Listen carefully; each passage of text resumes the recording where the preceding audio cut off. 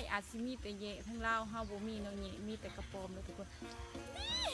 โอ้ทุกคนมานอีดีโตใหญ่อีดีคือแขเลยเนาะนี่คือว่าเป็นตะยานอยู่นี่ทุกคนเบิ่งไอ้ว่าขั้นจับมันจะเบิ่งไกลๆมันครบเลยเนาะได้3โตนี่ก็ได้พ่อป่นนะทุกคนกระปอมกาเด้อนี่ค่ะอันนี้กระปอมโคแรงเนาะเวลาถือคนมันก็ออกเป็นโตเรืองๆเนาะ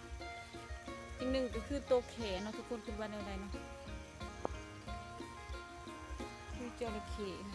เป็นตะยานเฮาเดียวเบิ่งเลยปะคนหาต่อไปเพื่อใดอีกเนาะมาลุ้นกันใน2โตผู้ว่าทางคนไทยเคยกินอยู่หรือว่าทางคุณลาวเฮาอยู่ทางไปอยู่เวียดทางไกลก็ยังได้กินปนกระปอมอยู่บ่ดีนะทุกคนก็ให้กำลังใจทุกคนเด้อดีใจเนาะได้กระ